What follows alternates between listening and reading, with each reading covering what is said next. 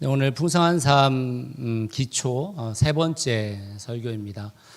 나는 그리스도 안에서 온전히 받아들여졌다라는 건데 우리가 늘 신앙 고백으로 함께하고 있는 부분이죠. 네. 여러분은 생애가 얼마나 남았다고 생각하십니까? 얼마나 남으신 것 같아요? 네. 얼마 안 남으신 것 같은가요? 네. 그런 분들도 있습니다. 어머님 지금 오늘 내일 하고 있어요 이런 얘기하죠. 네. 뭐 좋은 소식은 아니지만 제 친구 목회자 이제 사모가 어제 돌아가셨어요. 그래서 이제 뭐 쉬운 조금 1살 이런데 돌아가셨어요. 우리는 우리의 인생이 얼마 남았는지 사실은 기약할 수 없는 삶을 살고 있죠. 우리의 삶이 얼마 남지 않았다라는 걸 우리가 좀 알게 되어지면 여러분 인생이 좀 행복해질 것 같으세요? 아니면 불행해질 것 같으세요? 행복해질 것 같으세요? 네, 맞아요. 네, 저도 행복해질 것 같습니다. 우리 인생 얼마 안 남았는데 사실은 우리가 이렇게 뭐 아웅다웅하고 살 거 있나? 우리가 우리의 인생을 이제 좀 있으면은 주님 앞에 서야 되는데 뭘 그렇게 이렇게 어렵게 살고 있나 하는 이런 생각이 들 수도 있을 것 같아요. 여러분 그리스도인이라는 존재는 사실은 시간을 달리 사용하고 있는 사람들이잖아요. 세상의 가치를 따라가는 사람들과 달리 우리는 시간을 달리 사용하고 있단 말이에요. 지금 여러분들이 이 자리에 앉아 있는 것도 사실은 시간을 달리 사용하고 있는 거죠. 저는 이 설교를 준비하면서 그런 생각 한번 해봤어요. 내가 그리스도인이기 때문에 쓴 시간이 얼마나 될까? 한번 따져보니까 진짜 솔찬히 많이 사용하더라고요. 우리의 인생의 지위가 어떻든 가진 게 얼마든 또는 우리가 생김새가 어떻든지 간에 그것과 상관없이 우리의 시간은 굉장히 중요하죠. 굉장히 귀합니다.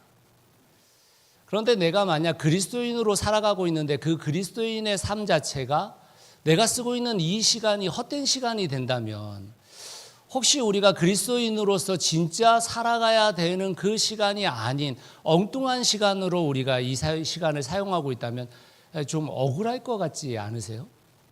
저는 조금 억울할 것 같아요. 저 정말 많이 썼거든요, 시간을. 돈도 솔찬히 썼거든요. 그런 생각을 하면 저는 우리가 정말 그리스도인답게 살아간다라는 게 뭔가를 좀 우리 가슴 깊이 한번 생각해 볼 필요가 있다 이런 생각을 하게 되어집니다. 그 중에 하나가 나는 그리스도 안에서 온전히 받아들여졌다. 하나님께서 그리스도 안에서 내 인생을 받아들여줬다라는 것이 무슨 의미인지를 알고 살아가는 것은 저는 굉장히 소중한 일이라고 생각해요. 저희 장인어른하고 장모님이 저희 은서가 아주 어릴 때 용인에 사셨어요. 용인하면 기억나는 게 뭐 있으세요? 에버랜드 기억나잖아요. 최근에는 한 번도 거의 가본 적이 없지만 그때 저희가 미친 척하고 1년권을 한번 끊었어요. 1년권을. 그때 저하고 아내가 이제 저는 대전에서 사역하고 아내는 서울에서 사역했기 때문에 아내가 이제 은서하고 같이 거기 있고 주말에 주중에 잠깐 한 이틀 만나고 이런 시간들이어서 미친 척하고 에버랜드 1년 자유이용권을 끌었는데 제가 한 3번 갔거든요. 네.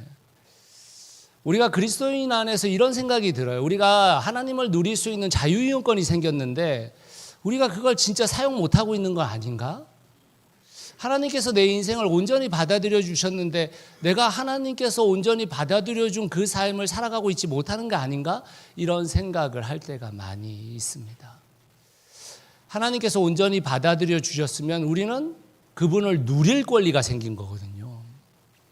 저는 여러분들이 이 땅을 살아가면서 하나님을 마음껏 누리기를 원합니다. 그러면 우리가 하나님을 누린다라는 것이 무엇일까? 3가지로 이야기할 수 있는데 첫 번째는 하나님을 아버지로 누리는 것입니다. 요한복음 1장 12절 말씀 같이 한번 읽어볼까요? 시작.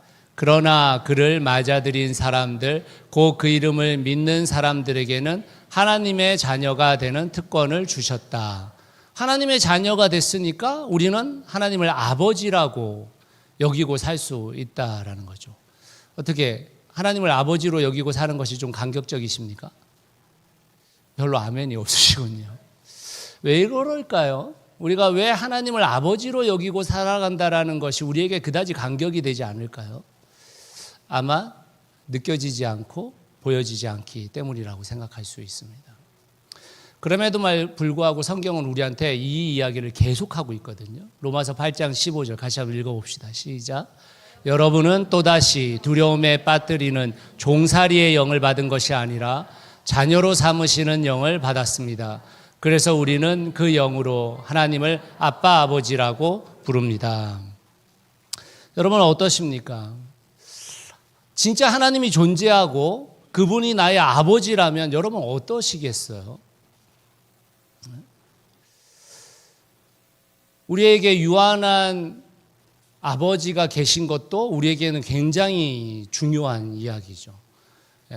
여기 우리 자녀들 중에 우리 아버지가 있는 게 그다지 별로 그렇게 유용하지 않다고 여기는 사람들이 있을지 모르지만 사실 그렇지 않거든요. 제가 제 인생에서 저희 아버지가 얼마나 필요한 존재였다라는 걸 알았을 때가 있었어요. 제가 20살에 집을 떠났거든요. 그래서 그 이후에는 거의 이제 밖에서 살았습니다. 그러다 보니까 1년에 뭐 명절 때 아니면 중요할 때 이때 뭐 한 3-4번 아버님을 뵙는 거 외에는 거의 뵙고 살지 못했어요. 정말 불효자죠, 사실은. 그런데 이제 저희 아버님이 60대 중반이 조금 넘으셔서 70 조금 안 됐을 때 쓰러지셨어요. 그래서 아버님이 쓰러지셔서 병원에서 이제 한 3주간을 보내셨는데 그 3주 만에 그래도 다행히 왼쪽 마비가 왔던 게 다 풀리고 다시 일어설 수 있으셨어요. 저희 아버님이 되게 의지가 강하신 분이셨기 때문에 그러셨는데 근데 이제 병원에서는 이제 무리하면 안 된다고 한 거예요. 근데 사실 저희 아버지 엄청 무리했거든요. 저희 아버님이 이 미 군정 가운데에서 저희 아버지의 아버지, 그러니까 저에게 할아버지 할머니 되시는 분이 이제 이 일본 돈하고 이 한국 돈이 전환되는 과정 속에서 미 군정에 돈을 다 냈다가 전혀 보상을 받지 못한 사건이 있었어요. 아버지는 그걸 받아내시기 위해서 힘쓰고 애쓰셨던 거예요. 막 밤새시면서 그 일들을 하셨어요. 근데 한번 쓰러지고 나서 돌아오시고 나서 다시 또 그걸 걷고 정말 막 밤마다 씨름하고 계신 거예요. 저희 가족들이 얼마나 걱정이 되겠어요. 그래서 아버님을 병원에 입원시켜 버렸어요. 그리고 그 아버님이 하시던 그 작업을 다 이제 서류를 빼앗아서 저희들 숨겨놨었습니다. 그때 제가 제 아버지를 만나러 갔거든요, 병원에. 그때 아버님이 신경안전제를 좀 드시고 계셨는데 아버님이 저한테 계속 그런 거예요. 야, 나 나가야 돼. 나 나가서 그 일 해야 돼. 계속 그러시는 거예요. 아버님 그러면 또 쓰러지세요 해도 막무가내신 거예요. 그러시면서 아버님이 뭐라고 하시냐면 야, 내가 목사로 살면서 너희들한테 남길 거 하나도 없는데 내가 그거라도 보상받아서 너희들한테 좀 남겨줘야지. 이렇게 얘기를 하시더라고요. 저희 아버님이 전쟁고아로 사셨거든요. 그러면서 아버님이 얼마나 힘겨운 삶을 살았겠어요. 정말 어려운 삶을 살았거든요. 그러니까 그 아버지로부터 받은 게 없잖아요. 그러니까 이 자녀들에게는 어떻게든 아버지한테 뭔가를 물려주고 싶은 거예요. 그래서 그 힘쓰고 애씀을 살았던 겁니다. 저는 아버지가 있었는데도 아버지를 누리지 못했고 사실은 아버지가 저희들을 얼마나 걱정하고 얼마나 저희들을 위했는지를 잘 모르고 살았죠. 우리 그리스도인의 삶이 좀 비슷한 것 같아요. 우리가 아버지라고 고백하고 있고 아버지가 계시다라고 믿고 있지만 그 아버지를 누리지 못하고 있는 삶. 그 아버지가 얼마나 대단한 분이신지 그분이 재벌 아버지보다 낫다. 그 아버지가 대통령 아버지보다 낫다. 그걸 우리 스스로가 인지하지 못하고 살아가는 것은 아닌지 하는 생각을 하게 됩니다. 사랑하는 성도 여러분, 우리가 그리스도 안에서 온전히 받아들여졌다는 것은 그 아버지를 누릴 권한이 생긴 겁니다. 사랑하는 성도 여러분, 그 아버지가 여러분의 아버지임을 믿으시길 바라요. 그 아버지를 누리시기를 간절히 바랍니다. 두 번째로 온전히 우리를 받아주셨다라는 개념은 하나님의 사람임을 누리게 되는 겁니다. 여러분, 이 하나님의 사람임을 누리게 된다라는 개념이 굉장히 우리에게는 낯설 수 있어요. 하나님의 사람이라는 게 뭘 도대체 누리라는 말인가 이런 생각이 들잖아요. 이 고린도전서 6장 19절에서 20절 말씀에 보시면 이렇게 되어 있습니다. 같이 한번 읽어볼까요? 시작. 여러분의 몸은 여러분 안에 계신 성령의 성전이라는 것을 알지 못합니까? 여러분은 성령을 하나님으로부터 받아서 모시고 있습니다. 여러분은 여러분 자신의 것이 아닙니다. 여러분은 하나님께서 값을 치르고 사들인 사람입니다. 그러므로 여러분의 몸으로 하나님을 영화롭게 하십시오. 하나님의 소유가 된 존재가 됐다는 말이거든요. 우리가 누군가의 소유가 됐다라는 것은 사실 불쾌한 일일 수도 있어요. 그렇죠? 예. 예를 들면 제가 제 아내의 소유다. 좋은 말인 것 같고 굉장히 좋지만 네. 그다지 좋은 게 아니잖아요. 그렇죠? 예. 하나님의 소유가 된다라는 개념을 저는 사실 제 인생에서 그리스도인을 살면서 느꼈던 적이 있어요. 그때가 언제냐면 사실 저는요, 어릴 때 신앙생활을 해오면서 우리는 죄인이야 라는 말이 저는 너무 공감이 갔거든요. 여기 계신 분들 중에는 죄인이라는 말이 뭐가 내가 왜 죄인이야 이런 생각이 드실지 모르지만 저는 너무 공감했던 사람이에요. 왜냐하면 저는 진짜 죄인이었거든요. 저는 저희 아버지 어머니 돈을 진짜 많이 훔쳤어요. 네. 저희 아버지 어머니는 항상 성경책에 빳빳한 새 돈을 꽂아주셨거든요. 옛날에는 다 헌금 이렇게 빳빳하게 해가지고 친권 얻어다가 성경책에 끼워뒀잖아요. 돈만 없다 하면 거기 있는 돈을 뺐어요. 근데 늘 있었어요. 늘. 여러분, 제가 가난하게 살았다고 했잖아요. 돈이 거의 없게 살았단 말이에요. 근데 유일하게 돈은 거기에는 항상 있었단 말이에요. 돈을 얼마나 많이 뺐겠어요, 제가. 야금야금. 뿐만 아니라 저는 슈퍼마켓에서 뭐 훔친 적도 진짜 많거든요. 저희 문화가 그랬어요. 저희 동네 문화가. 이게 여러분 도시 빈민으로 산다라는 게 사실은 쉽지 않거든요. 쉽지 않아요. 단순히 가난하게 산다라는 의미가 아니라 그 마을 자체가, 그 도시 전체가 그런 생활로 살아가는 거예요. 뭘 하나 훔치는 게 영웅이 되는 그런 느낌이잖아요. 슈퍼마켓에서 진짜 많이 훔쳤거든요, 저희는. 막 작전 짜가지고 훔치고 막 이랬어요, 애들하고. 고등학교 1, 2학년까지 늘 컨닝하며 살았습니다. 컨닝. 전체 문화의 한 80%가 컨닝하는 애들이었어요. 심지어는 공부를 잘하는 애들도요, 다 컨닝에 동조했어요. 그러니까 늘 컨닝, 이게 성적이 어느 날은 막 저벌테 있다가 어느 날 갑자기 올라온 애들이 있어. 막. 너무 이상한 거잖아요. 선생님들이 보기에도 이게 너무 이상하잖아요. 근데 그게 그냥 문화였어요. 어떤 애가 어느 날은 꼴찌였다가 어느 날은 막 반에서 10등하고 이런 일들이 벌어졌어요.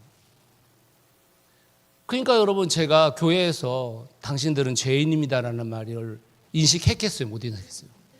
너무 인식이 됐어요. 저는 개인 스스로 나는 죄인이다. 그럼 죄인이지. 이러고 살았어요. 근데 여러분, 제가 하나님의 소유됨을 직접 경험하고 나서부터 제 인생 속에서 이런 생각이 드는 거예요. 아, 내가 하나님의 소유인데, 내가 하나님의 자녀인데. 제가 사역자가 되고 나서부터 제가 제 아내와의 관계를 왜 충실히 아름답게 꾸려가려고 노력을 했냐면, 제가 청년부 사역자로 17년 살았거든요. 근데 여러분, 제가 청년부 사역자로 사는데 청년부에게 있어서 가장 모델이 돼야 되는 게 뭐냐면 부부 생활이잖아요. 부부 생활. 끊임없이 노력을 하게 됐어요. 하나님의 소유됨을 인정하고 나니까 제 인생이, 아, 내가 바르게 살아야 되는 거구나. 아, 내가 하나님 앞에 부끄럽지 않게 살아야 되는 거구나. 하나님 앞에서 내가 제대로 된 인생을 살아야 되는 거구나 라는 것을 경험하게 된 겁니다. 저 하나님 믿고 인생 핀 사람이에요, 사실은. 여러분, 우리의 삶에서 삶의 무게가 너무나도 세죠. 정말 우리의 인생의 이 삶의 무게라는 것이 점점 커지잖아요. 혼자 살 때의 삶의 무게와 결혼해서의 삶의 무게, 자녀를 낳고 나서의 삶의 무게, 여러분 이게 완전히 지금 달라지고 있는 거잖아요. 심지어는 제가 지금 한 50 좀 넘고 나니까 이제는 제 부모님, 또 아내의 부모님, 그분들까지도 저 삶의 무게로 다가오는 거잖아요.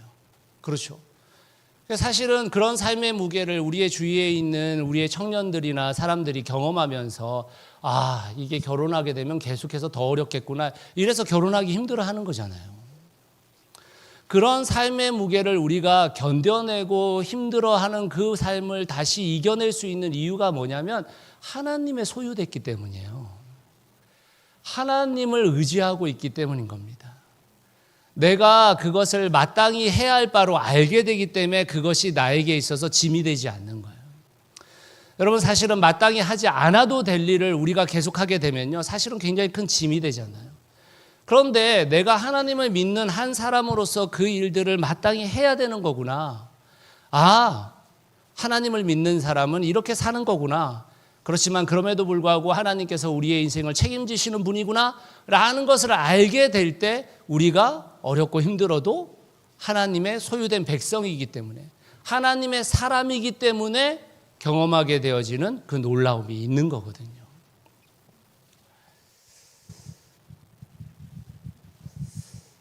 우리의 몸값이, 우리의 가치가 대단한 가치란 말이에요.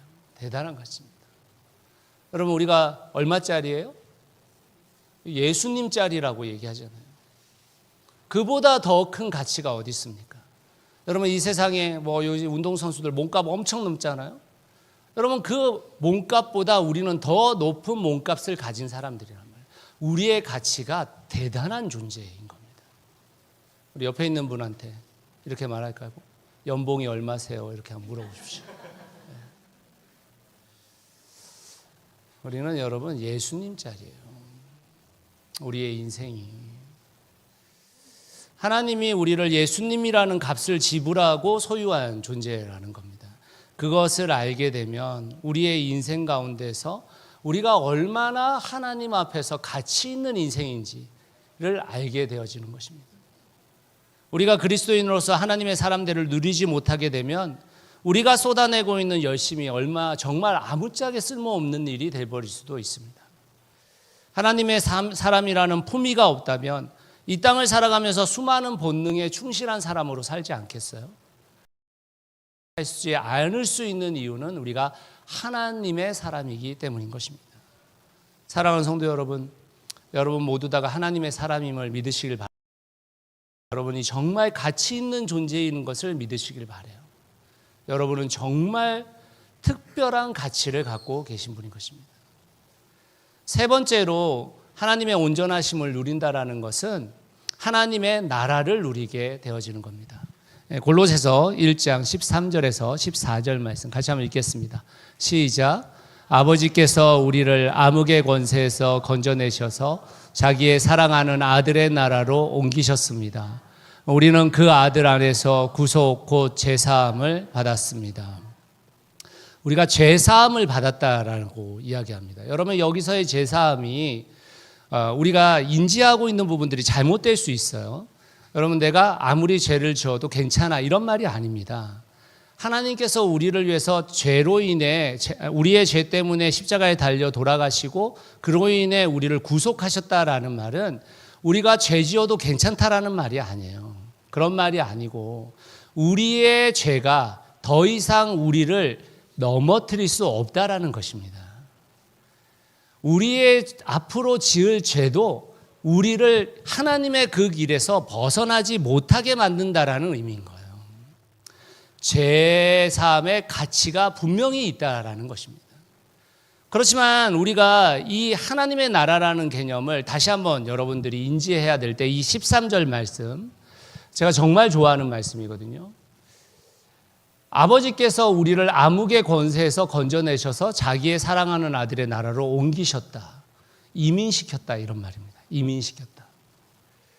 이 세상의 가치가 득세하는 이 세상에서 우리를 옮겨주셨다라는 말이거든요. 이민 같다 이런 말입니다. 여러분, 우리가 대한민국에 살았는데 어느 나라로 이민을 가게 되면 처음에 그 나라가 익숙하지 않죠.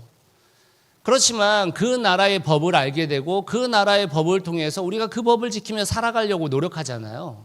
마찬가지인 거예요. 우리는 하나님의 나라로 옮겨진 존재인 것입니다. 얼마나 대단한 말이에요. 여러분, 이 하나님의 나라가 우리의 인생 가운데서 얼마나 대단한 것들을 가져다 주는지를 생각해 보셔야 됩니다. 여러분, 우리가 하나님의 나라로 옮겨진 그것을 아는 그 순간 우리는 더 이상 비교하는 삶을 살지 않아요. 왜냐하면 우리는 하나님 나라의 법에 살고 있기 때문에 이 세상의 가치로 우리를 판단하는 게 아니라 하나님 나라의 가치로 우리를 판단하고 있기 때문에 우리는 더 이상 누군가와 비교하는 삶을 살아가지 않게 되어지는 겁니다. 이게 얼마나 대단한 일이에요.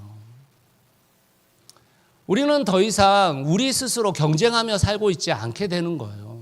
경쟁할 필요가 없습니다. 우리는 하나님 나라의 백성이니까.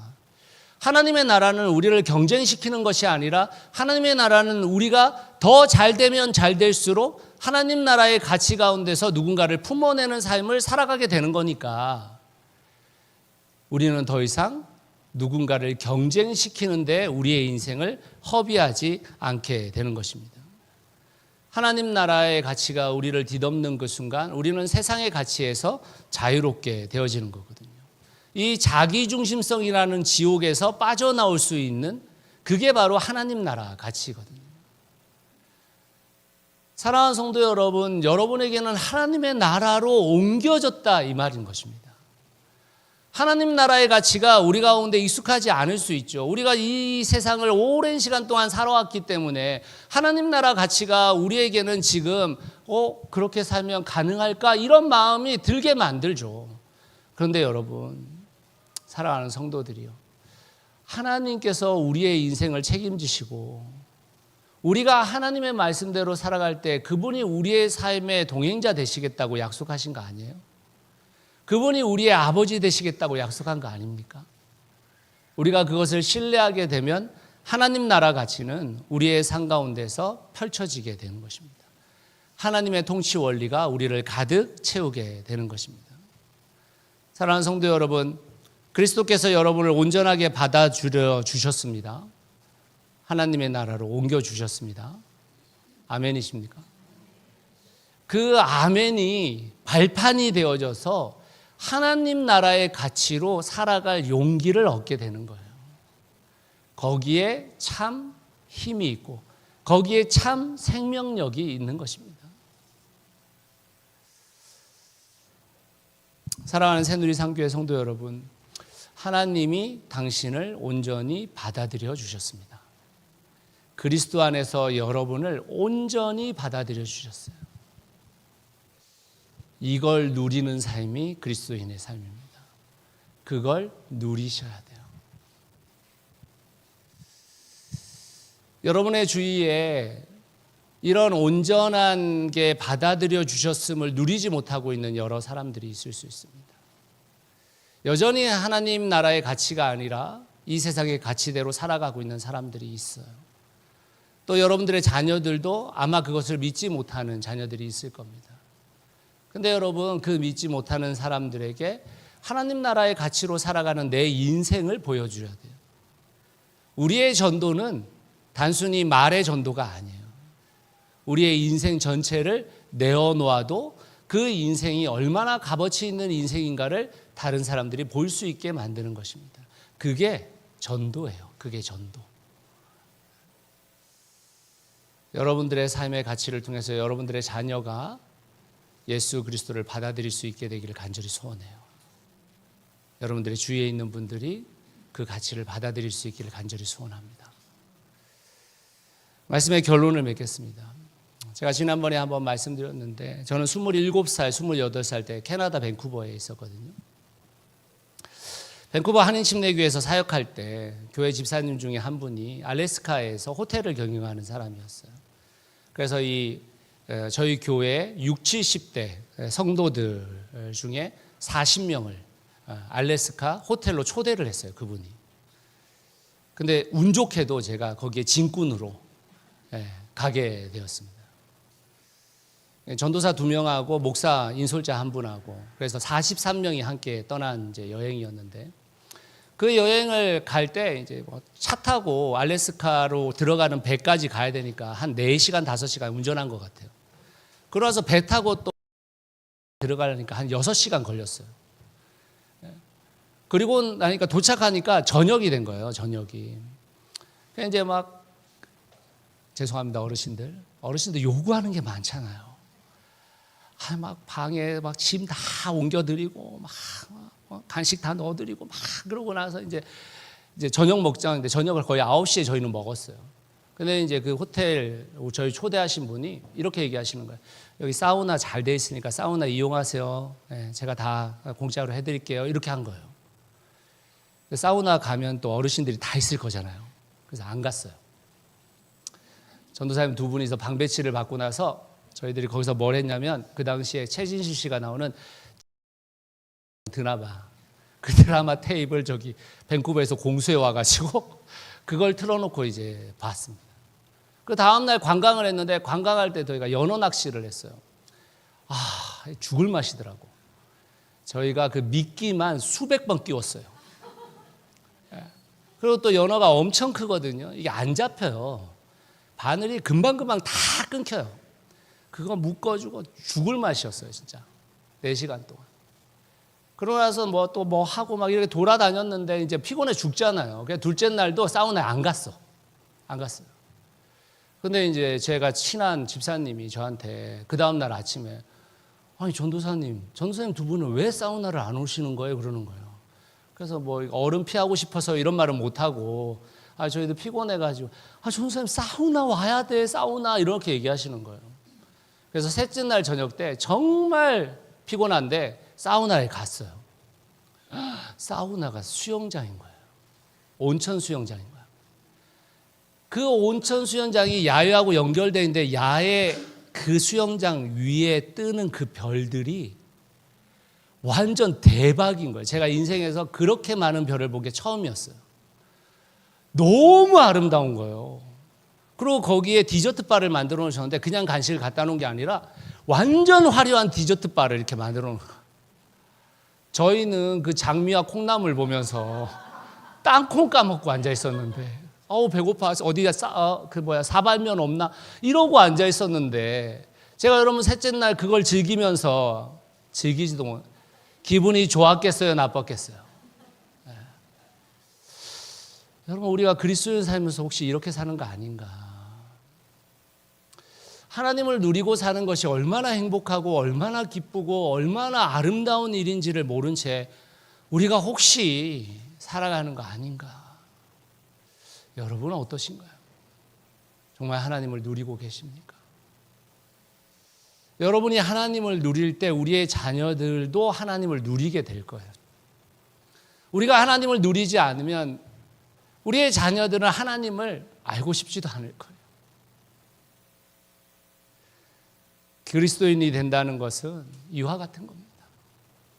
너무나도 아름답고 너무나도 이 땅 가운데 죽어서 저 천국이 아름다운 게 아니고 이 땅에서도 너무 아름다운 그 삶이 우리에게 준비되어져 있는 것입니다.